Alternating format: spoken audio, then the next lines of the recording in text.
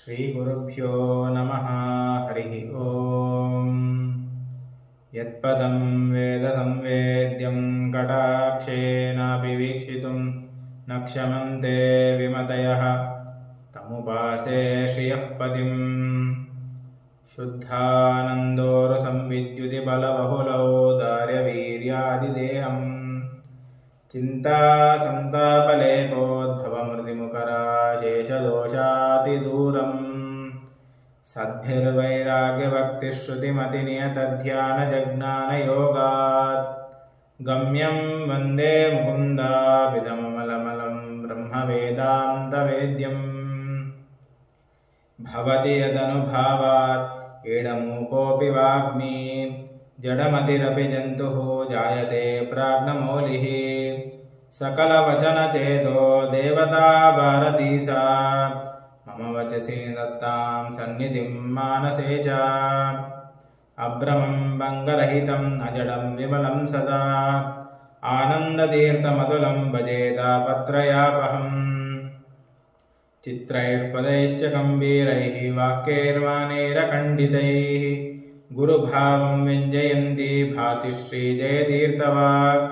ಅರ್ಥಿಕಲ್ಪಿತಕಲ್ಪೋऽಯಂ ಪ್ರತ್ಯರ್ಥಿಗಜಕೇಸರಿ ವ್ಯಾಸತೀರ್ಥಗುರುರ್ಭೂಯಾದಸ್ಮದಿಷ್ಟಾರ್ಥಸಿದ್ಧಯೇ.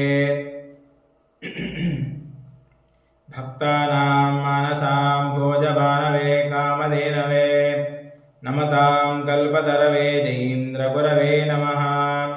ದುರ್ವಾದಿದ್ವಾಂತರವೇ ವೈಷ್ಣವೇಂದೀವರೇಂದವೇ ಶ್ರೀರಾಘವೇಂದ್ರಗುರವೇ ನಮೋऽತ್ಯಂತದಯಾಳವೇ. ಸ್ವಯಮೀಂದ್ರಕರಾಬ್ಜೋತ್ತಂ ಸುವಿದ್ಯಾಬೋಧಕಂ ಸದಾ ಸುಮೂಲರಾಮಪೂಜಾಢ್ಯಂ ಸುಜಯೀಂದ್ರಗುರುಂ ಭಜೆ. ಸುಧೀಜನಸುಮಂದಾರಂ ಸುಧೀಂದ್ರಸುತಸುಪ್ರಿಯಂ ಸುಶಮೀಂದ್ರಗುರುಂ ವಂದೇ ಸುಜಯೀಂದ್ರಕರೋದ್ಭವಂ.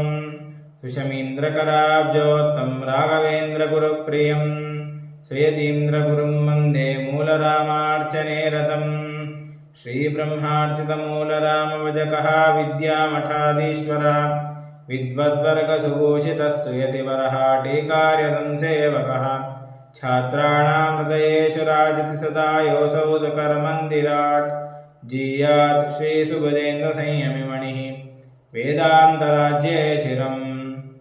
ಹರಿವಾಯುಗುರುಭ್ಯೋ ನಮಃ.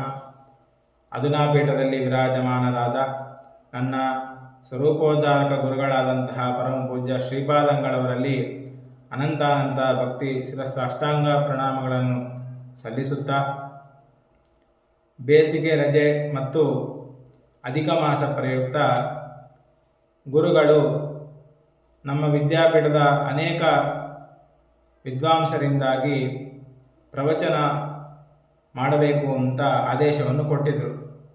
ಅದರ ಹಿನ್ನೆಲೆಯಲ್ಲಿ ಇಷ್ಟೂ ದಿನಗಳ ಕಾಲ ಅನೇಕ ಜನರು ಅವರಿಗೆ ಕೊಟ್ಟಂತಹ ವಿಷಯಗಳನ್ನು ನಿರೂಪಣೆ ಮಾಡ್ತಾ ಬಂದಿದ್ದಾರೆ. ನನಗೆ ಕೊಟ್ಟಂತಹ ವಿಷಯ ಯಾವುದು ಅಂತಂದರೆ, ಶ್ರೀ ವಿಜಯೇಂದ್ರ ತೀರ್ಥರು ರಚನೆ ಮಾಡಿದಂತಹ ಪಾಪ ವಿಮೋಚನ ಸ್ತೋತ್ರ. ವಿಜಯೇಂದ್ರ ತೀರ್ಥರಿಗೆ ಚತುರಧಿಕ ಶತಗ್ರಂಥರತ್ನ ಪ್ರಣೇತ ಅಂತ ವಾದೀಂದ್ರ ತೀರ್ಥರು ತಮ್ಮ ಗುರುಗುಣ ಸ್ತವನದಲ್ಲಿ ಕೊಂಡಾಡ್ತಾರೆ ವಿಜಯೇಂದ್ರ ತೀರ್ಥರ ಬಗ್ಗೆ. ಅಂದರೆ 104 ಗ್ರಂಥಗಳನ್ನು ರಚನೆ ಮಾಡಿದಂಥವರು ವಿಜಯೇಂದ್ರ ತೀರ್ಥರು.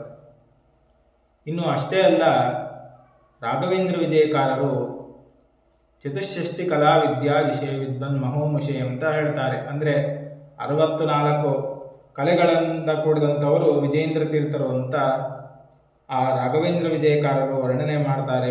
ಇನ್ನು ಅಷ್ಟೇ ಅಲ್ಲ, ಅದೇ ಗ್ರಂಥದಲ್ಲೇನೆ ಮತ್ತೊಂದು ಶ್ಲೋಕದಿಂದ ವರ್ಣನೆಯನ್ನು ಮಾಡ್ತಾರೆ. ವಾಕ್ಯೇ ಪದೇ ಪಾದ ವಿಲೋಚನೋಕ್ತೌ ವ್ಯಾಸೀಯ ಶಾಸ್ತ್ರೇ ಚ ಕೃತಾನ್ ಪ್ರಬಂಧಾನ್ ಆಸ್ತಾಂಬುದ ಶ್ರೋತು ಮಶೇಷಮೇಷಾಂ ಆಖ್ಯಾಂ ಸಮಾಖ್ಯಾತ್ ಯದಿ ಪಂಡಿತೋಸೌ ಅಂತೇಳಿ. ಅಂದರೆ ಶ್ರೀ ವಿಜಯೇಂದ್ರ ತೀರ್ಥರು ತಾವು ರಚನೆ ಮಾಡಿದಂತಹ ಗ್ರಂಥಗಳನ್ನು ಅಧ್ಯಯನ ಮಾಡೋದಲ್ಲ, ಅವರು ರಚನೆ ಮಾಡಿದಂತಹ ಗ್ರಂಥಗಳ ಹೆಸರನ್ನು ಹೇಳಿದರೆ ಸಾಕು ಅವನು ಪಂಡಿತ ಅಂತ ಆಗ್ತಾನೆ ಅಂತ ಕರೆಯಬಹುದು ಅಂತಲೂ ಕೂಡ ಹೇಳ್ತಾರೆ. ಅಂದರೆ ಅಷ್ಟು 104 ಗ್ರಂಥಗಳ ಹೆಸರನ್ನು ಹೇಳೋದು ಕೂಡ ಅತ್ಯಂತ ಕಠಿಣವಾದದ್ದು. ಅಂತಹ ಆ 104 ಗ್ರಂಥಗಳ ಮಧ್ಯದಲ್ಲಿ ಒಂದಾದದ್ದು ಈ ದುರಿತಾಪಹಾರ ಸ್ತೋತ್ರ. ಇಲ್ಲಿ ಏನು ಹೇಳಲಿಕ್ಕೆ ಹೊರಟಿದ್ದಾರೆ ಅಂತಂದರೆ, ನಾವು ಪ್ರತಿನಿತ್ಯದಲ್ಲೂ ಕೂಡ ನಾವು ಮಾಡಿದಂತಹ ಕಾರ್ಯಗಳ ನಿರೂಪಣೆಯನ್ನು ಮಾಡ್ತಾರೆ. ನಾವು ಯಾವ್ಯಾವ ಕಾರ್ಯಗಳನ್ನು ಮಾಡ್ತಾ ಇದ್ದೇವೆ, ಭಗವಂತನ ವಿಷಯದಲ್ಲಿ ಏನೇನು ಮಾಡ್ತಾ ಇದ್ದೇವೆ ಅನ್ನುವಂತಹ ಎಲ್ಲ ವಿಚಾರವನ್ನು ಕೂಡ ಇಲ್ಲಿ ನಿರೂಪಣೆಯನ್ನು ಮಾಡ್ತಾರೆ. ಮೊದಲಿಗೆ ಸುಕೃತಂ ತಿಲ ಮಾತ್ರ ತುಲ್ಯಮೀಶ ಕ್ರಿಯತೆ ನೈವ ಮಯೈಕವತ್ಸರೇಪಿ ಅಪಿತು ಕ್ರಿಯತೆ ಸದಾ ಗಭೋಗ ಪ್ರತಿಯಾಮಂ ಸಕಲೇಂದ್ರಿಯೈರ್ ಮುಕುಂದ. ಜಗದೊಡೆಯನಾದಂತಹ ಹರಿಯೇ, ನನ್ನಿಂದ 1 ವರ್ಷದಲ್ಲೂ ಕೂಡ ಎಳ್ಳು ಕಾಳಿನಷ್ಟು ಕೂಡ ಪುಣ್ಯವನ್ನು ನಾನು ಮಾಡ್ತಾ ಇಲ್ಲ. ಇನ್ನು ಪ್ರತಿಯೊಂದು ಯಾಮದಲ್ಲೂ ಕೂಡ ನನ್ನ ಎಲ್ಲ ಇಂದ್ರಿಯಗಳು ಪಾಪಗಳನ್ನೇನೆ ಮಾಡ್ತಾ ಇದೆ. ಯಾಮ ಅಂತಂದ್ರೆ 3 ಗಂಟೆಗಳ ಕಾಲ. ಅಷ್ಟು ಎಲ್ಲ ಪಾಪಗಳನ್ನೇನೆ ನಾನು ಮಾಡ್ತಾ ಇದ್ದೇನೆ ಅಂತ ಇಲ್ಲಿ ವಿಜೇಂದ್ರ ಸ್ವಾಮಿಗಳವರು ಮೊದಲಿಗೆ ಈ ಶ್ಲೋಕದಿಂದ ಹೇಳ್ತಾ ಇದ್ದಾರೆ. ಇಲ್ಲಿ ನಾವು ಪಾಪಗಳನ್ನು ಮಾಡ್ತಾ ಇದ್ದೇವೆ. ಪಾಪಗಳನ್ನು ಮಾಡೋದು ಅಂತಂದರೆ ಕೇವಲ ನಮ್ಮ ಕರ್ಮಾನುಷ್ಠಾನ ಲೋಪದಿಂದಾಗಿ ಬಂದಂತಹ ಪಾಪಗಳು ಅಂತ ಅಷ್ಟೇ ತಿಳಿಯಬಾರದು. ನಮಗೂ ತಿಳಿಯದು ಕೆಲವೊಂದು ಪಾಪಗಳನ್ನು ಮಾಡ್ತೇವೆ, ತಿಳಿಯದೇನೆ ಕೆಲವೊಂದು ಪಾಪಗಳನ್ನು ಮಾಡ್ತೇವೆ. ಇನ್ನು ಅಷ್ಟೇ ಅಲ್ಲ, ಅನೇಕ ದಾನಗಳನ್ನು ಸ್ವೀಕಾರ ಮಾಡ್ತೇವೆ. ಎಲ್ಲರೂ ಕೂಡ ತಿಳಿತಾರೆ, ತಿಲದಾನವನ್ನು ಸ್ವೀಕಾರ ಮಾಡಬಾರದು. ಯಾರಾದರೂ ತಿಲದಾನವನ್ನು ಮಾಡ್ತಾ ಇದ್ದರೆ ಅದರ ಸ್ವೀಕಾರಕ್ಕೆ ಹೆದರ್ತಾರೆ, ಅದನ್ನು ತೆಗೆದುಕೊಳ್ಳೋದಕ್ಕೆ ಅನೇಕರು ಹೆದರ್ತಾರೆ. ಆದರೆ ಆ ತಿಲದಾನಗಿಂತಲೂ ಕೂಡ ಅತ್ಯಂತ ಹೆಚ್ಚು ಪಾಪ ಬರೋದು ಯಾವುದು ಅಂತಂದರೆ ಸುವರ್ಣ ದಾನವನ್ನು ಸ್ವೀಕಾರ ಮಾಡಿದಾಗ ನಮಗೆ ಹೆಚ್ಚು ಪಾಪಗಳು ಬರುತ್ತೆ ಅಂತ ಹೇಳ್ತಾರೆ. ಪಾಪಗಳು ಅಂತ ಹೇಳ್ತಾ ಇದ್ದೀರಿ. ಆ ಪಾಪಗಳು ಯಾವುವು ಅಂತಂದರೆ ಪ್ರಾರಬ್ಧ, ಆಗಾಮಿನಿ, ಸಂಚಿತ ಅಂತ 3 ವಿಧವಾದಂತಹ ಪಾಪಗಳು ಇವೆ. ಇವಾಗ ನಾವು ಹಣಕ್ಕೋಸ್ಕರವಾಗಿ ಮತ್ತೊಬ್ಬರ ಹತ್ತಿರ ಹೋಗಿ ನಮಗೆ ಹಣ ಕೊಡಿ ಅಂತ ಕೇಳುವ ಮೂಲಕ ಸಾಲವನ್ನು ಮಾಡ್ತೇವೆ. ಅದರಂತೆ ಪುಣ್ಯವನ್ನು ಯಾರಾದರೂ ಕೊಡಿ ಅಂತ ಕೇಳಿದಾಗ ಕೊಡ್ತಾರ? ಹಣವನ್ನು ಯಾವ ರೀತಿಯಾಗಿ ಸುಲಭವಾಗಿ ತೆಗೆದು ಕೊಡ್ತಾರೋ ಅದರಂತೆ ಪುಣ್ಯವನ್ನು ಯಾರೂ ಕೂಡ ಕೊಡೋದಿಲ್ಲ. ಇದರಿಂದಲೇ ನಾವು ತಿಳಿಯಬೇಕು, ಪುಣ್ಯ ಮಾಡೋದು ಎಷ್ಟು ಕಷ್ಟವಾದದ್ದು, ಅಷ್ಟು ಕಠಿಣವಾದದ್ದು ಅಂತ. ಒಬ್ಬರಿಂದ ಹಣವನ್ನು ನಾವು ಸ್ವೀಕಾರ ಮಾಡೋದು ದೊಡ್ಡದಲ್ಲ, ಮತ್ತೊಬ್ಬರಲ್ಲಿರುವಂತಹ ಪುಣ್ಯವನ್ನು ನಾವು ಸ್ವೀಕಾರ ಮಾಡೋದೇನಿದೆ ಅದು ಅತ್ಯಂತ ಕಠಿಣವಾದದ್ದು. ಆದ್ದರಿಂದ ನಾವು ಇನ್ನೊಬ್ಬರ ಹತ್ರ ಹೋಗಿ ಹಣವನ್ನು ಸಾಲ ರೂಪದಿಂದಾಗಿ ಕೇಳಿಕೊಂಡಂತೆ ಪುಣ್ಯವನ್ನು ಕೇಳಲಿಕ್ಕೆ ಆಗೋದಿಲ್ಲ. ಕೇಳಿದರೂ ಕೂಡ ಈಗಿನ ಕಾಲದಲ್ಲಿ ಯಾರೂ ಕೂಡ ಕೊಡೋದೂ ಇಲ್ಲ. ಯಾಕೆ ಅಂತಂದರೆ ಅವರು ಮಾಡಿದ್ದೇ ಅಲ್ಪ ಸ್ವಲ್ಪ ಪುಣ್ಯ ಇರುತ್ತೆ, ಅದನ್ನು ನಮಗೆ ಕೊಟ್ಟರೆ ಅವರಿಗೆ ಆದರೂ ಕೂಡ ಏನು ಉಳಿಯೋದು? ಏನೂ ಕೂಡ ಉಳಿಯೋದಿಲ್ಲ. ಆದ್ದರಿಂದ ಯಾರೂ ಕೂಡ ಪುಣ್ಯವನ್ನು ಕೊಡೋದಿಲ್ಲ. ಇಂತಹ ಪಾಪಗಳೇನಿದೆ, ಈ ಪ್ರಾರಬ್ಧ, ಆಗಾಮಿನಿ, ಸಂಚಿತ ಅಂತ 3 ವಿಧವಾಗಿದೆ.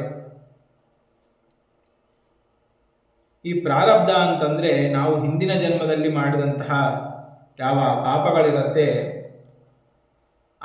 ಎಲ್ಲವನ್ನೂ ಕೂಡ ನಾವು ಈಗಿನ ಜನ್ಮದಲ್ಲಿ ಅನುಭವಿಸಲೇಬೇಕು. ನಾವು ಅಂದುಕೊಳ್ತೇವೆ,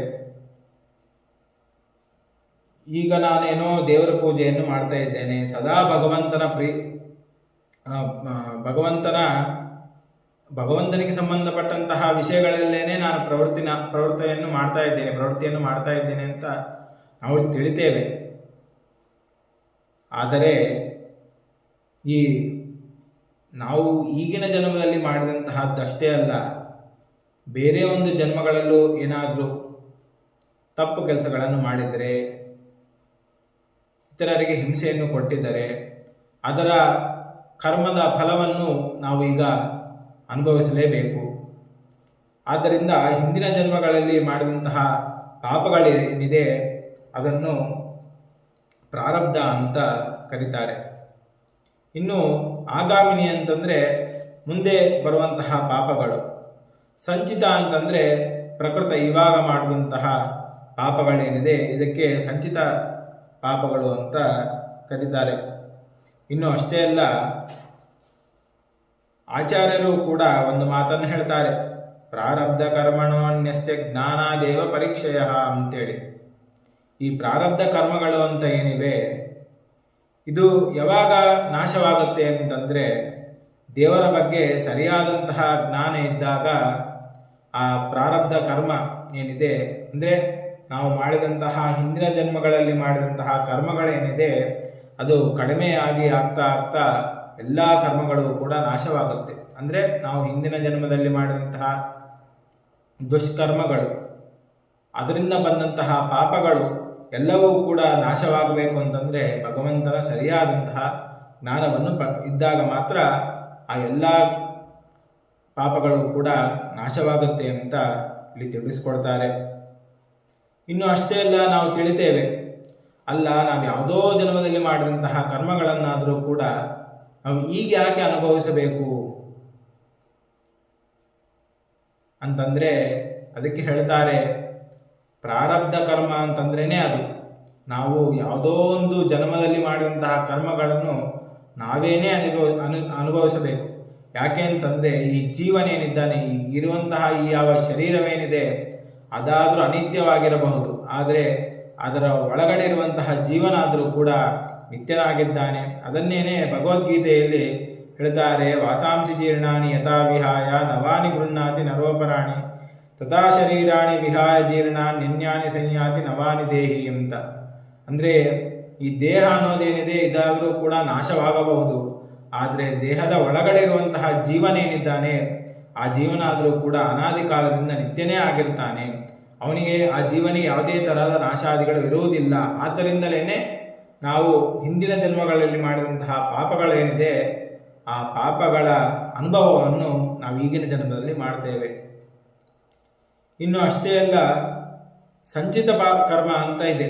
ಅಂದರೆ ಅದಕ್ಕೆ ಒಂದು ಮಾತನ್ನು ಹೇಳ್ತಾರೆ, ಅತ್ಯುತ್ಕಟೈ ಪುಣ್ಯ ಪಾಪೈ ಇಹೈವ ಫಲಮಶ್ನುತೆ ಅಂತ. ಅಂದರೆ ಇಲ್ಲಿ ಮಾಡಿದಂತಹ ನಾವೇನು ಪಾಪಗಳೇನಿದೆ ಅಂದರೆ ಕೇವಲ ಏನ್ರಿ ನೀವು ಪಾಪಗಳನ್ನೇ ಬಗ್ಗೆ ಹೇಳ್ತಾ ಇದ್ದೀರಿ, ನಾವೇನು ಪುಣ್ಯವನ್ನು ಮಾಡೋದಿಲ್ವಾ, ಅದರ ಫಲವನ್ನು ಉಣ್ಣೋದು ಯಾವಾಗೆ ಅಂತ ಸಂಶಯ ಬರಬಹುದು. ಆ ಪುಣ್ಯಗಳು ಕೂಡ ಕೇವಲ ಪಾಪಗಳ ಬಗ್ಗೆ ಮಾತ್ರ ಹೇಳ್ತಾ ಇಲ್ಲ, ನಾವು ಮಾಡಿದಂತಹ ಪಾಪಗಳೇ ಆಗಲಿ ಪುಣ್ಯ ಪಾಪೈಹಿ ಇಹೈವ ಫಲಮಶ್ನುತೆ, ಪಾಪಗಳೇ ಆಗಿರ್ಬೋದು ಪುಣ್ಯಗಳೇ ಆಗಿರಬಹುದು, ಅದನ್ನು ನಾವು ಇಲ್ಲೇ ಉಣ್ಣಬೇಕು ಅಂತ ಇಲ್ಲಿ ತಿಳಿಸಿಕೊಡ್ತಾರೆ. ಇನ್ನು ಅಲ್ಲಿ ವಿಜೇಂದ್ರ ತೀರ್ಥರು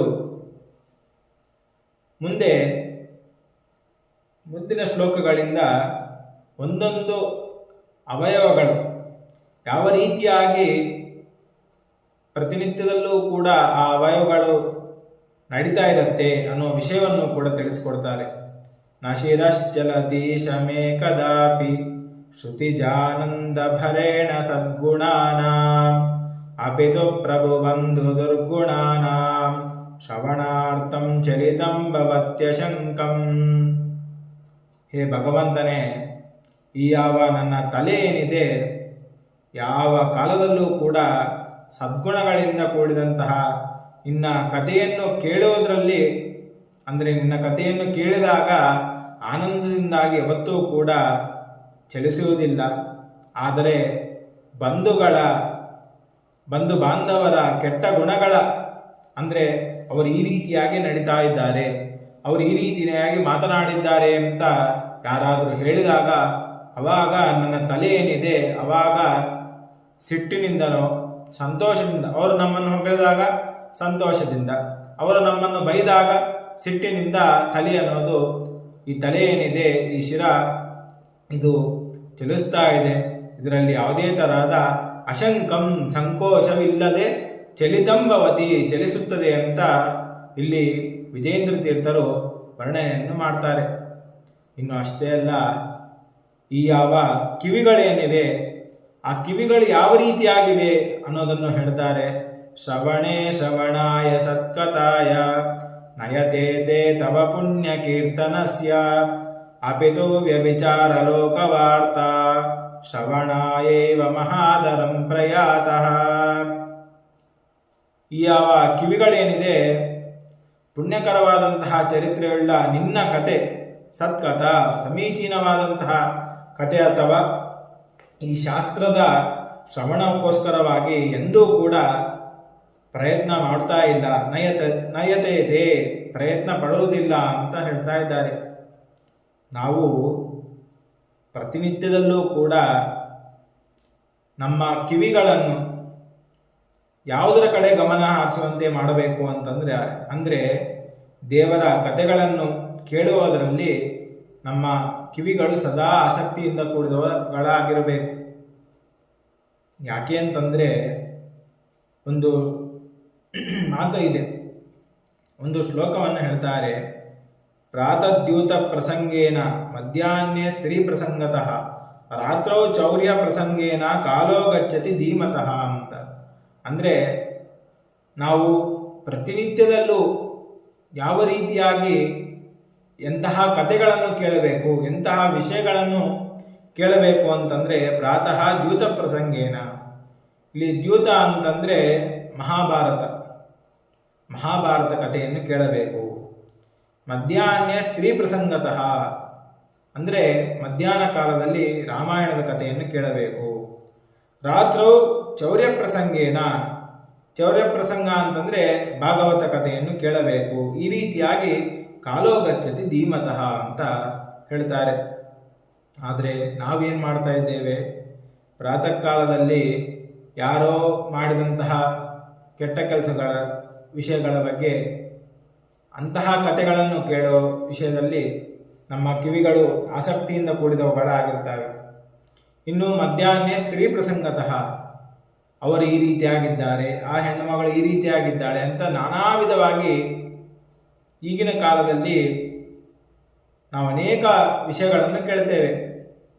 ರಾತ್ರವು ಚೌರ್ಯ ಪ್ರಸಂಗೇನ ಅವರು ಈ ರೀತಿಯ ಕಳ್ಳತನ ಮಾಡಿದ್ದಾರೆ, ಅವರು ಇಷ್ಟು ಹಣವನ್ನು ಅಪಹರಣೆ ಮಾಡಿದ್ದಾರೆ ಅಂತ ಇಂತಹ ಕಥೆಗಳನ್ನು ಕೇಳದೆ ಪ್ರಾತಃ ಕಾಲದಲ್ಲಿ ಮಹಾಭಾರತ ಕಥೆಗಳನ್ನು, ಮಧ್ಯಾಹ್ನದಲ್ಲಿ ರಾಮಾಯಣದ ಕಥೆಯನ್ನು, ರಾತ್ರಿಯಲ್ಲಿ ಭಾಗವತ ಕಥೆಯನ್ನು ಕೇಳ್ತಾ ಯಾರು ಇರ್ತಾರೋ ಅವರು ಅಧಿಕವಾದಂತಹ ಪುಣ್ಯವನ್ನು ಸಂಪಾದನೆ ಮಾಡುವವರಾಗ್ತಾರೆ ಅಂತ ಇಲ್ಲಿ ತಿಳಿಸಿಕೊಡ್ತಾ ಇದ್ದಾರೆ.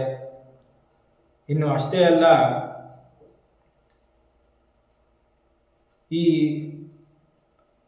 ಪ್ರಾತಃ ಕಾಲದಲ್ಲಿ ಮಹಾಭಾರತದ ಕಥೆಯನ್ನು ಕೇಳಬೇಕು ಅಂತ ಹೇಳ್ತಾ ಇದ್ದೀರಿ. ಆದರೆ ಮಹಾಭಾರತದ ಕಥೆಯನ್ನು ಕೇಳೋಣದ್ರಿಂದ ನಮಗೇನು ಲಾಭ ಅಂತಂದರೆ, ನಮ್ಮ ಜೀವನದಲ್ಲಿ ನಡೆಯುವಂತಹ ಎಲ್ಲ ವಿಷಯಗಳನ್ನು ತಿಳಿಸಿಕೊಡುವಂತಹದ್ದು ಮಹಾಭಾರತ. ಆ ಮಹಾಭಾರತದ ಕಥಾಶ್ರವಣವನ್ನು ಮಾಡಿದಾಗ ನಮಗೆ ಅನುಭವಕ್ಕೆ ಬರುತ್ತೆ. ನಮ್ಮ ಜೀವನದಲ್ಲಿ ಯಾವ ರೀತಿಯಾಗಿ ನಡೀತಾ ಇದೆ ಅಂತಹ ವಿಷಯಗಳೇನೆ ಅಲ್ಲಿ ತಿಳಿಸ್ಕೊಡ್ತಾರೆ. ಹೌದು, ಇಂತಹ ಕಷ್ಟ ಬಂದಾಗ ನಾವು ಹೇಗೆ ಅದರಿಂದಾಗಿ ಪಾರಾಗಬೇಕು ಅನ್ನೋ ವಿಷಯವನ್ನು ಕೂಡ ತಿಳಿಸಿಕೊಡ್ತಾರೆ. ಅದಕ್ಕೋಸ್ಕರವಾಗಿ ಆ ಮಹಾಭಾರತದ ಕಥಾಶ್ರವಣವನ್ನು ಮಾಡಬೇಕು. ಆಯ್ತ್ರಿ, ರಾಮಾಯಣದ ಕಥೆಯನ್ನು ಯಾಕೆ ನಾವು ಕೇಳಬೇಕು ಅಂತಂದರೆ, ಈ ರಾಮಾಯಣದಲ್ಲಿ ವಾಲ್ಮೀಕಿ ರಾಮಾಯಣದಲ್ಲಿ ಒಟ್ಟು 24,000 ಶ್ಲೋಕಗಳಿಂದ ಕೂಡಿದಂತಹದ್ದು ಈ ರಾಮಾಯಣ. ಈ ಗಾಯತ್ರಿ ಮಂತ್ರದಲ್ಲಿ ಒಟ್ಟು 24 ಅಕ್ಷರಗಳಿವೆ. ಈ ರಾಮಾಯಣದಲ್ಲಿ ಗಾಯತ್ರಿಯ ಒಂದೊಂದು ಅಕ್ಷರದ ಅಂದರೆ ಮೊದಲನೇ 1,000ದಲ್ಲಿ ಗಾಯತ್ರಿಯ ಮೊದಲನೇ ಅಕ್ಷರದಿಂದ ಕೂಡಿದಂತಹ ಶ್ಲೋಕಗಳು ಪ್ರಾರಂಭವಾಗುತ್ತೆ. ಇನ್ನು ತದನಂತರದಲ್ಲಿ 2ನೇ ಅಕ್ಷರದಿಂದ 1001ನೇ ಶ್ಲೋಕದಿಂದ ಪ್ರಾರಂಭವಾಗುತ್ತೆ. ಈ ರೀತಿಯಾಗಿ ಆರಂಭವಾಗುತ್ತೆ. ಆದ್ದರಿಂದ ವೇದ ಮಾತಾತು ಗಾಯತ್ರಿ ಅಂತ ಹೇಳ್ತಾರೆ. ಇನ್ನು ಅಷ್ಟೇ ಅಲ್ಲ, ಗಾಯತ್ರಿ ತ್ರಾಯತಿ ಚ ರಕ್ಷಣೆಯನ್ನು ಮಾಡ್ತದೆ. ಇನ್ನು ಈ ವ್ಯಾಹೃತಿ ಮಂತ್ರದ ವ್ಯಾಖ್ಯಾನ ರೂಪವಾದದ್ದು ಈ ಗಾಯತ್ರಿ. ಓಂಕಾರದ ವ್ಯಾಖ್ಯಾನ ವ್ಯಾಹೃತಿ, ವ್ಯಾಹೃತಿಯ ವ್ಯಾಖ್ಯಾನ ಗಾಯತ್ರಿ. ಆದ್ದರಿಂದ ಇಂತಹ ಗಾಯತ್ರಿಯ ಮಂತ್ರ ತುಲ್ಯವಾದದ್ದು ರಾಮಾಯಣ. ಅದಕ್ಕೋಸ್ಕರವಾಗಿ ನಾವು ಆ ರಾಮಾಯಣದ ಕಥಾಶ್ರವಣವನ್ನು ಕೂಡ ಮಾಡಬೇಕು. ಆಯ್ತು ರೀ, ಈ ಭಾಗವತವನ್ನು ಯಾಕೆ ನಾವು ಕೇಳಬೇಕು ಅಂತಂದರೆ, ಭಾಗವತದಿಂದ ಅಧಿಕವಾದಂತಹ ಪುಣ್ಯ ಅನ್ನೋದು ಬರುತ್ತೆ. ಕೇವಲ ಕಥಾಶ್ರವಣ ಮಾತ್ರದಿಂದ ಅಷ್ಟೇ ಅಲ್ಲದೆ, ಅಲ್ಲಿ ಒಂದು ಮಾತನ್ನೇ ಹೇಳ್ತಾರೆ, ಶ್ಲೋಕಾರ್ಧಂ ಶ್ಲೋಕಪಾದಂ ವಾ ನಿತ್ಯಂ ಭಾಗವತೋದ್ಭವಂ ಅಂತೇಳಿ. ಅಂದರೆ ಪ್ರತಿನಿತ್ಯದಲ್ಲಿ ಒಂದು ಶ್ಲೋಕವನ್ನಾಗಲಿ, ಅರ್ಧ ಶ್ಲೋಕವನ್ನಾಗಲಿ, ಪಾದ, ಒಂದು ಶ್ಲೋಕದಲ್ಲಿ 4 ಪಾದಗಳಿರುತ್ತೆ, ಅದರಲ್ಲಿ ಒಂದು ಪಾದದ ಓದೋದ್ರಿಂದಾಗಿಯೂ ಕೂಡ ನಮಗೆ ಅಧಿಕವಾದಂತಹ ಪುಣ್ಯ ಅನ್ನೋದು ಬರುತ್ತೆ ಅನ್ನೋ ವಿಷಯವನ್ನು ಭಾಗವತಕಾರರು ತಿಳಿಸ್ಕೊಡ್ತಾರೆ. ಇಂತಹ ಮಹಿಮೋಪೇತವಾದದ್ದು ಭಾಗವತ. ಅಂತಹ ಭಾಗವತ ಕಥಾಶ್ರವಣವನ್ನು ನಾವು ಮಾಡಿದರೆ ಅಧಿಕವಾದಂತಹ ಪುಣ್ಯವನ್ನು ಸಂಪಾದನೆ ಮಾಡಲಿಕ್ಕೆ ಆಗತ್ತೆ. ಇಲ್ಲರಿ ನಮಗೆ ಕೂತು ಯಾರಾದರೂ ಶ್ಲೋಕ ಪಠನೆಯನ್ನು ಮಾಡ್ತಾ ಇದ್ರೆ ಅಥವಾ ಭಾಗವತ ಕಥೆಯನ್ನು ಹೇಳ್ತಾ ಇದ್ರೆ ನಮಗೆ ಅಧ್ಯಯನವನ್ನು ಮಾಡಲಿಕ್ಕೆ ಆಗದೇ ಇದ್ದ ಪಕ್ಷದಲ್ಲಿ ಅಲ್ಲಿ ಹೋಗಿ ಕುಳಿತುಕೊಂಡು ಆ ಕಥೆಯನ್ನು ಕೇಳಿದರೂ ಸಾಕು, ನಮಗೆ ಎಷ್ಟೋ ಪುಣ್ಯ ಅನ್ನೋದು ಬರುತ್ತೆ ಅನ್ನೋದನ್ನು ತಿಳಿಸ್ತಾ ಇದ್ದಾರೆ.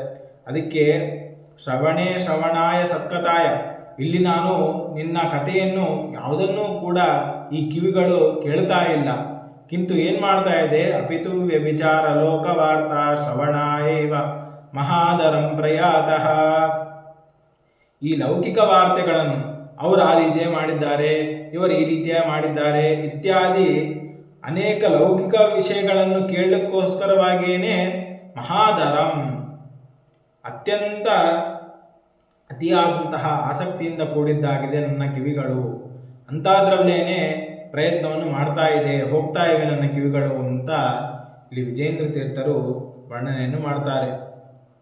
ಇನ್ನು ಮುಂದಿನ ಶ್ಲೋಕದಲ್ಲಿ ಕಣ್ಣುಗಳ ವರ್ಣನೆಯನ್ನು ಮಾಡ್ತಾರೆ. ಎಲ್ಲ ಇಂದ್ರಿಯಗಳಲ್ಲೂ ಕೂಡ ಪಂಚೇಂದ್ರಿಯಗಳಲ್ಲಿ ಅತ್ಯಂತ ಪ್ರಧಾನವಾದದ್ದು ನಯನ, ಕಣ್ಣುಗಳು. ಅದರ ವರ್ಣನೆಯನ್ನು ಮಾಡ್ತಾರೆ. ನವಮಾಕ್ಷಿಯುಗಂ ಪ್ರವರ್ತತೆ ಶ್ರೀ ಭಗವಚ್ಚಾಸ್ತ್ರ ಕುಲಾವಲೋಕನಾಯ ಅಪಿ ಧ್ರುವ ಬಾಲ ನರ್ತಕೀನಾಂ ಗಣಿಕಾನಾಂ ಪರಿನರ್ತನಾದಿ ದೃಷ್ಟ್ಯೈ. ಈ ನನ್ನ 2 ಕಣ್ಣುಗಳೇನಿವೆ ಇವು ಐಹಿಕ ಮತ್ತು ಪಾರತ್ರಿಕ ಸಂಪತ್ತಿಗೆ ಕಾರಣವಾದಂತಹ ಷಡ್ಗುಣೈಶ್ವರ್ಯ ಸಂಪನ್ನನಾದ ಶ್ರೀಹರಿಯ ಗುಣಗಳ ವರ್ಣಿಸುವಂತಹ ಈ ಯಾವ ಶಾಸ್ತ್ರಗಳೇನಿದೆ, ಈ ಶಾಸ್ತ್ರಗಳನ್ನು ನೋಡೋದಕ್ಕೋಸ್ಕರವಾಗಿ ಪ್ರವೃತ್ತಿಯನ್ನು ಮಾಡ್ತಾ ಇಲ್ಲ, ಕಿಂತು ಏನು ಮಾಡ್ತಾ ಇದೆ ಈ ಕಣ್ಣುಗಳು ಅಂತಂದರೆ, ಇತರ ವಸ್ತುವಿನಲ್ಲಿ, ಇತರ ವಿಷಯಗಳಲ್ಲಿ ಅತ್ಯಂತ ಆಸಕ್ತಿ ಉಳ್ಳವುಗಳಾಗಿವೆ. ಅಂದರೆ ಇವಾಗ ಉದಾಹರಣೆಗೆ ಈಗ ಬೇಸಿಗೆ ರಜಾ, ಈ ತಿಂಗಳಲ್ಲಿ IPL ಮ್ಯಾಚ್ ಇರುತ್ತೆ. ಎಲ್ಲ ವ್ಯಕ್ತಿಗಳು ಕೂಡ ಏನು ಮಾಡ್ತಾರೆ ಅಂತಂದರೆ, ಆ ಕ್ರಿಕೆಟ್ ಮ್ಯಾಚನ್ನು ನೋಡಲಿಕ್ಕೆ ಎಷ್ಟು ಆಸಕ್ತಿಯನ್ನು ತೋರಿಸ್ತಾರೋ ಅದಕ್ಕಿಂತಲೂ ಕೂಡ ಕಡಿಮೆ ಆಸಕ್ತಿ ಭಗವಂತನ ಶಾಸ್ತ್ರಾಧ್ಯಯನವನ್ನಾಗಲಿ, ಭಗವಂತನಿಗೆ ಸಂಬಂಧಪಟ್ಟಂತಹ ಯಾವಾದರೂ ಪುಸ್ತಕಗಳ ಅಧ್ಯಯನವನ್ನು ಮಾಡೋದು ಅಂತಾಗಲಿ, ಇದರಲ್ಲಿ ಯಾರೂ ಕೂಡ ಪ್ರವೃತ್ತಿಯನ್ನು ಮಾಡೋದಿಲ್ಲ. ಅದೇ ಸಂದರ್ಭದಲ್ಲಿ ಕೇವಲ ಪುಸ್ತಕ ಅಲ್ಲರಿ, ಪುಸ್ತಕವನ್ನು ಯಾರು ಓದ್ತಾರೆ ಈಗಿನ ಕಾಲದಲ್ಲಿ ಅಂತ ಅಂದುಕೊಂಡ ಪಕ್ಷದಲ್ಲಿ, ಇವಾಗ ಯಾವ ರೀತಿಯಾಗಿ ಟಿವಿಗಳಲ್ಲಿ IPL ಮ್ಯಾಚನ್ನು ನೋಡ್ತಾನೋ ಅದೇ ವ್ಯಕ್ತಿ ಅದರ ಪಕ್ಕದಲ್ಲಿ ಮತ್ತೊಂದು ಟಿವಿಯನ್ನಿಟ್ಟು ಭಗವಂತನಿಗೆ ಸಂಬಂಧಪಟ್ಟಂತಹ ಯಾವುದಾದ್ರೂ ವಿಷಯಗಳನ್ನು ಟಿವಿಯಲ್ಲಿ ಹಾಕಿ ತೋರಿಸಿದರೂ ಕೂಡ ಅವನು ನೋಡೋದಿಲ್ಲ. ಯಾವುದರಲ್ಲಿ ಪ್ರವೃತ್ತಿಯನ್ನು ಮಾಡ್ತಾನೆ, ಈ ಕಡೆ IPL ಮ್ಯಾಚಿನಲ್ಲೇನೇ ಪ್ರವೃತ್ತಿಯನ್ನು ಮಾಡ್ತಾನೆ ಹೊರತಾಗಿ ಈ ಕಡೆ ತೋರಿಸುವಂತಹ ಭಗವಂತನ ಚಿತ್ರೀಕರಣವನ್ನು ಮಾಡುವಂತಹ ವಿಷಯಗಳ, ಅಂದರೆ ಭಗವದ್ ವಿಷಯಕ ಯಾವುದಾದ್ರೂ ಚಿತ್ರವನ್ನು ತೆಗೆದ ಪಕ್ಷದಲ್ಲಿ ಅದನ್ನು ಯಾರೂ ಕೂಡ ನೋಡೋದಿಲ್ಲ. ಈಗಿನ ಕಾಲ ಅಂಥದ್ದಾಗಿದೆ. ಇದು ಕಲಿಕಾಲ, ಏನೂ ಮಾಡಲಿಕ್ಕಿಲ್ಲ. ಕೆಟ್ಟ ಮಾರ್ಗದಲ್ಲೇನೆ, ಕೆಟ್ಟ ವಿಷಯಗಳಲ್ಲೇನೆ ನಮ್ಮ ಎಲ್ಲ ದೇಹದ ಎಲ್ಲ ಅವಯವಗಳು ಕೂಡ ಅದರಲ್ಲೇನೆ ಪ್ರವೃತ್ತಿಯನ್ನು ಮಾಡ್ತಾ ಇದೆ. ಇದನ್ನು ಮಹಾನುಭಾವರಾದಂತಹ ವಿಜಯೇಂದ್ರ ಸ್ವಾಮಿಗಳವರು ಅವಾಗಿನ ಕಾಲದಲ್ಲೇನೆ ಹೇಳಿದ್ದಾರೆ. ನಾವೀಗ ಅದರ ಅನುಭವವನ್ನು ಮಾಡ್ತಾ ಇದ್ದೇವೆ. ಒಂದು ಬಾರಿ ನಾವೆಲ್ಲರೂ ಕೂಡ ಯೋಚನೆ ಮಾಡೋಣ. ಏನು ಅಂತಂದರೆ, ನಾವು ಪ್ರತಿನಿತ್ಯದಲ್ಲೂ ಕೂಡ ಯಾವ ರೀತಿಯಾಗಿ ಇದ್ದೇವೆ? ಬೆಳಿಗ್ಗೆ ಎದ್ದು ಕೂಡಲೇ ಏನು ಮಾಡ್ತೇವೆ? ಮೊದಲಿಗೆ ಎದ್ದು ಕೂಡಲೇ ಎಲ್ಲರೂ ಕೂಡ ಈಗಿನ ಕಾಲದಲ್ಲಿ ಅನೇಕರು, ಎಲ್ಲರೂ ಹೀಗೆ ಮಾಡ್ತಾರೆ ಅಂತ ಹೇಳೋದಿಲ್ಲ, ಅನೇಕರು ಯಾವ ರೀತಿಯ, ಎಷ್ಟು ಜನ ಎದುರುಗಡೆ ಒಂದು ದೇವರ ಫೋಟೋವನ್ನು ಇಟ್ಟ ಪಕ್ಷದಲ್ಲಿ ಬೆಳಿಗ್ಗೆದ್ದು ಕೂಡಲೇ ದೇವರ ಫೋಟೋವನ್ನು ನೋಡ್ತಾರೋ, ಅಥವಾ ಅವರು ಮಲಗಿದಂತಹ ಪಕ್ಕದಲ್ಲೇ ಇರುವಂತಹ ಮೊಬೈಲನ್ನು ತೆಗೆದುಕೊಳ್ತಾರೋ ಅಂತ ವಿಚಾರ ಮಾಡೋಣ. ಎಲ್ಲರೂ ಕೂಡ 100ರಲ್ಲಿ ಒಂದು 70-80% ಎಲ್ಲರೂ ಕೂಡ ಮೊದಲಿಗೆ ಎದ್ದು ಕೂಡಲೇ ಮೊಬೈಲನ್ನು ತೆಗೆದುಕೊಳ್ತಾರೆ. ಹೊರತಾಗಿ ಎದುರುಗಡೆ ಇರುವಂತಹ ದೇವರನ್ನು ಯಾರೂ ಕೂಡ ನೋಡೋದೇ ಇಲ್ಲ. ಬೆಳಿಗ್ಗೆ ಎದ್ದು ಕೂಡಲೇ ಎದುರಿಗಿರುವಂತಹ ದೇವರನ್ನು ನೋಡದೇನೆ ನಾವೇನು ಮಾಡ್ತಾ ಇದ್ದೇವೆ? ಮಗಳಿರುವಂತಹ ಮೊಬೈಲನ್ನು ತೆಗೆದುಕೊಳ್ತಾ ಇದ್ದೇವೆ. ಇದು ಯಾರನ್ನೋ ನಿಂದನೆಯನ್ನು ಮಾಡ್ತಾ ಇಲ್ಲ. ನಮ್ಮ ಜೀವನದಲ್ಲಿ ನಾವು ಯಾವ ರೀತಿಯಾಗಿ ನಡೆದುಕೊಳ್ತಾ ಇದ್ದೇವೆ ಅನ್ನೋದನ್ನು ಒಂದು ಬಾರಿ ಯೋಚನೆ ಮಾಡಿದಾಗ ನಮಗೆ ಅನುಭವಕ್ಕೇನೆ ಬರುತ್ತೆ. ಇದು ಏನ್ರಿ, ಇವ್ರು ಯಾರೋ ನಮ್ಮನ್ನು ಕುರಿತು ನಿಂದನೆಯನ್ನು ಮಾಡ್ತಾ ಇದ್ದಾರೆ ಅಂತ ಯಾರೂ ಕೂಡ ಅನ್ಯಥಾ ಭಾವಿಸಬೇಡಿ. ಯಾಕೆ ಅಂತಂದರೆ, ನಾವು ಯಾವ ರೀತಿಯಾಗಿ ಇರಬೇಕು ಅನ್ನೋದನ್ನು ವಿಜಯೇಂದ್ರ ಸ್ವಾಮಿಗಳವರು ತಿಳಿಸ್ಕೊಡ್ತಾ ಇದ್ದಾರೆ. ನಾವು ಯಾವ ರೀತಿಯಾಗಿ ಇದ್ದೇವೆ ಅನ್ನೋದನ್ನು ಕೂಡ ಹೇಳ್ತಾ ಇದ್ದಾರೆ. ಅಂದು ವಿಜಯೇಂದ್ರ ತೀರ್ಥರು ಅನೇಕ ವರ್ಷಗಳ ಹಿಂದಲೇನೆ ಹೇಳಿದ್ದಾರೆ. ಇವಾಗ ಅದರ ಅನುಭವ ಅನ್ನೋದು ನಮಗೆ ಬರ್ತಾ ಇದೆ. ಅದಕ್ಕೋಸ್ಕರವಾಗಿ ಇನ್ನು ಅಷ್ಟೇ ಅಲ್ಲ, ಬೆಳಿಗ್ಗೆ ಎದ್ದು ಕೂಡಲೇ ಎಷ್ಟು ಜನರು ವೇದ ಮಂತ್ರಗಳ ಶ್ರವಣೆಯನ್ನು ಮಾಡ್ತಾರೆ. ಶ್ರವಣಾದಿಗಳನ್ನು ಯಾರೂ ಕೂಡ ಮಾಡೋದಿಲ್ಲ. ಪಠನೆ ಬೇಡ, ನೀವ್ಯಾರು ಏನು ಮೊಬೈಲನ್ನು ಯೂಸ್ ಮಾಡ್ತಿರೋ ಅದೇ ಮೊಬೈಲನ್ನೇನೆ, ಈ ಯಾವ ಮೊಬೈಲ್ ಅನ್ನೋದು ಏನಿದೆ ವಸ್ತು, ಇದು ಒಳ್ಳೆಯದನ್ನೂ ತೋರಿಸ್ಕೊಡುತ್ತೆ, ಕೆಟ್ಟದನ್ನು ತೋರಿಸ್ಕೊಡುತ್ತೆ. ನಾವು ಯಾವ ರೀತಿಯಾಗಿ ಯಾವ ಮಾರ್ಗವನ್ನು ಆರಿಸಿಕೊಂಡರೆ ನಮ್ಮ ಜೀವನ ಉತ್ತಮವಾಗಬೇಕು ಅನ್ನೋದನ್ನು ನಾವೇನೇ ತಿಳಿಯಬೇಕು. ಇವಾಗ ಮೊಬೈಲಿಂದಾಗಿ ನಾವು ಕೆಟ್ಟದನ್ನು ನೋಡ್ತೇವೆ ಅಂತಂದರೆ ಅದು ಕೆಟ್ಟದೇ ಆಗುತ್ತೆ. ಅದೇ ಮೊಬೈಲಿಂದ ಒಳ್ಳೆಯದಾಗೋದು ಕೂಡ ಇದೆ. ಅದೇ ಮೊಬೈಲಲ್ಲೇನೆ ವೇದ ಮಂತ್ರಾದಿಗಳ ಶ್ರವಣವನ್ನು ಕೂಡ ಮಾಡ್ಬೋದು. ಅದನ್ನು ನಾವು ಶ್ರವಣ ಮಾಡೋಣದ್ರಿಂದಾಗಿ ನಮ್ಮ ದೇಹದಲ್ಲಿರುವಂತಹ ಎಲ್ಲ ಅವಯವಗಳು ಕೂಡ ಕೆಟ್ಟದ್ದನ್ನು ಆಲೋಚನೆ ಮಾಡೋದಿಲ್ಲ. ಇನ್ನು ಮುಂದೆ ಆಹಾರದ ಸ್ವೀಕಾರದಿಂದಾಗಿ ನಾವು ಯಾವ ರೀತಿಯಾಗಿ ನಡ್ಕೊಳ್ತಾ ಇದ್ದೇವೆ ಅನ್ನೋದನ್ನು ಕೂಡ ತಿಳಿಸ್ಕೊಡ್ತಾರೆ. ಇನ್ನು ಅಷ್ಟೇ ಅಲ್ಲ, ಈ ಶ್ಲೋಕದಿಂದ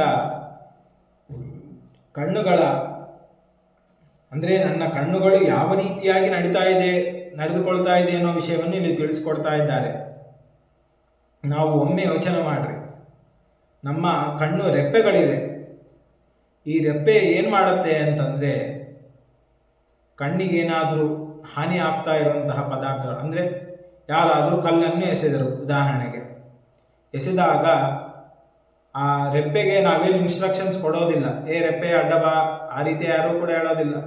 ಆದರೂ ಕೂಡ ಆ ರೆಪ್ಪೆ ಏನು ಮಾಡುತ್ತೆ, ಆ ಮರುಕ್ಷಣದಲ್ಲೇನೆ ಆ ರೆಪ್ಪೆ ಕಣ್ಣಿಗೆ ರಕ್ಷಕವಾಗಿ ಇದ್ದು ರಕ್ಷಣೆಯನ್ನು ಮಾಡುತ್ತೆ. ಆದರೆ ಕಣ್ಣಿನ ರೆಪ್ಪೆಯನ್ನು ನಾವು ನೋಡ್ಕೊಳ್ಳಿಕ್ಕಾಗುತ್ತಾ? ಎದುರುಗಡೆ ಕನ್ನಡಿಯನ್ನು ಇಟ್ಟುಕೊಂಡ ಪಕ್ಷದಲ್ಲಿ ಮಾತ್ರ ನಾವು ನಮ್ಮ ಕಣ್ಣಿನ ರೆಪ್ಪೆಯನ್ನು ನೋಡಲಿಕ್ಕೆ ಆಗುತ್ತೆ. ಹೊರತಾಗಿ ನಾವು ನೇರವಾಗಿ ಕಣ್ಣಿನ ರೆಪ್ಪೆಯನ್ನು ನೋಡಲಿಕ್ಕೆ ಆಗೋದಿಲ್ಲ. ಹೇಗೋ ಅದೇ ರೀತಿಯಾಗಿಯೇ ಭಗವಂತನು ಕೂಡ ಸದಾ ನಮಗೆ ರಕ್ಷಕನಾಗೇ ಇರ್ತಾನೆ. ಯಾಕೆ ಈ ವಿಷಯ ಹೇಳಲಿಕ್ಕೆ ಹೊರಟೆ ಅಂತಂದರೆ, ಕೆಲವರಿಗೆ ಸಂಶಯ ಬರಬಹುದು, ಆಯ್ತು ಇವೆಲ್ಲ ಮಾಡ್ತೇವೆ, ಆ ಭಗವಂತ ನಮ್ಮನ್ನು ರಕ್ಷಣೆ ಮಾಡ್ತಾನಂತ ಏನು ಗ್ಯಾರಂಟಿ? ಯಾಕೆ ಅಂತಂದರೆ, ನಾವು ಈಗಾಗಲೇ ಎಷ್ಟೋ ಗುಡಿಗಳಿಗೆ ಹೋಗಿದ್ದೇವೆ, ಎಷ್ಟೋ ದೇವಸ್ಥಾನಗಳಿಗೆ ಹೋಗಿ ಆ ಸೇವೆ ಈ ಸೇವೆ ಅಂತ ಮಾಡಿದ್ದೇವೆ. ಆದರೆ ಯಾವ ದೇವರು ಕೂಡ ಬಂದು ನಮ್ಮನ್ನು ರಕ್ಷಣೆ ಮಾಡಿಲ್ಲ. ಆದ್ದರಿಂದ ದೇವರು ನಮ್ಮನಿಗೆ ರಕ್ಷಣೆ ಮಾಡ್ತಾನೆ ಅಂತ ಭರವಸೆ ನಮಗಿಲ್ಲ ಅಂತ ಯಾರೂ ಕೂಡ ಭ್ರಮಿಸಬಾರದು. ಯಾಕೆ, ಯಾವ ರೀತಿಯಾಗಿ ಕಣ್ಣಿಗೆ ರಕ್ಷಕವಾಗಿ ರೆಪ್ಪೆಯು ಆ ಕ್ಷಣದಲ್ಲಿ ಯಾವ ಒಂದು ಮತ್ತೊಂದು ವಸ್ತುವಿನ ಸಹಾಯ ಇಲ್ಲದೇನೆ ಆ ಕಣ್ಣಿಗೆ ರಕ್ಷಣೆಯನ್ನು ಮಾಡುತ್ತೋ ಅದೇ ರೀತಿಯಾಗಿ ಈ ಭಗವಂತನು ಕೂಡ ನಮಗೆ ಕಾಣದೇ ಇದ್ರೂ ಕೂಡ ನಮಗೆ ರಕ್ಷಣೆಯನ್ನು ಆಯಾ ಸಂದರ್ಭಗಳಲ್ಲಿ ಬಂದು ತಾನು ನಮ್ಮನ್ನು ರಕ್ಷಣೆಯನ್ನು ಮಾಡೇ ಮಾಡ್ತಾನೆ ಅನ್ನೋ ವಿಷಯವನ್ನು ನಾವೆಲ್ಲರೂ ಕೂಡ ತಿಳಿಯಬೇಕು. ಆದ್ದರಿಂದ ಪ್ರತಿನಿತ್ಯದಲ್ಲೂ ಕೂಡ ನಾವು ಆಯಾ ಸಂದರ್ಭಗಳಲ್ಲಿ, ಅಂದರೆ ಈಗ ಪ್ರಾತಃ ಕಾಲದಲ್ಲಿ ನಾವು ಎದ್ದ ಕೂಡಲೇ ಭಗವಂತನ ಧ್ಯಾನವನ್ನು ಮಾಡೋಣದ್ರಿಂದ, ಭಗವಂತನ ಕಥೆಗಳನ್ನು ಕೇಳೋಣದ್ರಿಂದ, ಭಗವಂತನ ದರ್ಶನದಿಂದಾಗಿ ನಮಗೆ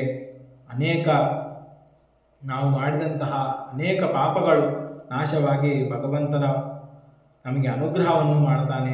ಅದಕ್ಕೋಸ್ಕರವಾಗಿಯೇ ನಾವು ಯಾವ ರೀತಿಯಾಗಿ ಇರಬಾರದು ಅನ್ನೋದನ್ನು ತಿಳಿಸೋದಕ್ಕೋಸ್ಕರವಾಗಿ ವಿಜಯೇಂದ್ರ ತೀರ್ಥರು ಈ ಶ್ಲೋಕಗಳನ್ನು ಹೇಳ್ತಾ ಇದ್ದಾರೆ. ನಾವು ಈ ರೀತಿಯಾಗಿ ಕೆಟ್ಟದಾದಂತಹ ವಸ್ತುಗಳನ್ನು ನೋಡ್ತಾ ಇದ್ದೇವೆ, ಅದನ್ನು ಬಿಟ್ಟು ನಾವು ನಿನ್ನ ಶಾಸ್ತ್ರಾಧ್ಯಯನ, ನಿನ್ನ ದರ್ಶನವನ್ನು ಮಾಡಿಕೊಳ್ಳಬೇಕು ಅಂತ ಇಲ್ಲಿ ತಿಳಿಸಿಕೊಡ್ತಾರೆ. ಇನ್ನು ಇಷ್ಟರವರೆಗೆ ಕಿವಿ, ಕಣ್ಣಿನ ವಿಷಯವನ್ನು ನಿರೂಪಣೆ ಮಾಡಿದರು. ಇನ್ನು ಮುಂದೆ ನಾಸಿಕ, ಮೂಗು ಏನು ಮಾಡ್ತಾ ಇದೆ ಅನ್ನೋದನ್ನ ತಿಳಿಸಿಕೊಡ್ತಾರೆ. ನಹಿ ನಾಸಿಕಯ ಕದಾಪಿ ವಿಷ್ಣೋ ಪದಪದ್ಮಾರ್ಪಿತ ಪುಷ್ಪಗಂಧ ಬುದ್ಧಿ ಕಮಲೇಶ ಭವಾಮಿ ಕಿಂತು ವಿಷ್ಣೋ ಚರಣಾನರ್ಪಿತ ಪುಷ್ಪಗಂಧ ಬುದ್ಧಿ. ಈ ಯಾವ ನಾಸಿಕ ಏನಿದೆ, ಮೂಗು ಏನಿದೆ, ಈ ಮೂಗಿನಿಂದಾಗಿ ನಾವೇನು ಮಾಡಬೇಕು? ಆ ಪರಮಾತ್ಮನಿಗೆ ಅರ್ಪಿತವಾದಂತಹ ಹೂಗಳ ವಾಸನೆಯನ್ನು ತೆಗೆದುಕೊಳ್ಳಬೇಕು. ಆದರೆ ಅವುಗಳನ್ನು ಮಾಡ್ತಾ ಇಲ್ಲ. ಇನ್ನು ನಿನ್ನ ಪಾದಗಳಿಗೆ ಅರ್ಪಿತವಾಗದೇ ಇರುವಂತಹ ಹೂವುಗಳ ಸುವಾಸನೆಯನ್ನು ತೆಗೆದುಕೊಳ್ತಾ ಇದೆ ನನ್ನ ಮೂಗು ಅಂತ ವರ್ಣನೆಯನ್ನು ಮಾಡ್ತಾ ಇದ್ದಾರೆ. ಅಂದರೆ ಅಲ್ಲರಿ ಮೂಗಿನಿಂದ ಏನು ಪ್ರಯೋಜನ ಅಂತಂದರೆ ನಾವಿಲ್ಲಿ ಎರಡು ವಿಷಯಗಳನ್ನು ತಿಳಿಯಬೇಕು. ಒಂದು, ನಮ್ಮ ಕೆಲವರು ಸುಂದರವಾಗಿದ್ದೇವೆ, ನಮ್ಮ ಮುಖದಲ್ಲಿ ಸೌಂದರ್ಯ ಅನ್ನೋದಿದೆ ಅಂತ ಹೇಳಿಕೊಳ್ತಾರೆ. ಅಂಥವರು ಒಂದು ಬಾರಿ ಯೋಚನೆ ಮಾಡೋಣ. ನಮ್ಮ ಮುಖದಲ್ಲಿ ಈ ನಾಸಿಕ ಅನ್ನುವಂತಹ ಭಾಗ ಇಲ್ಲದೆ ಹೋದ ಪಕ್ಷದಲ್ಲಿ ನಮ್ಮ ಮುಖವು ಎಷ್ಟು ವಿಕಾರವಾಗಿ ಇರ್ತಾ ಇತ್ತು.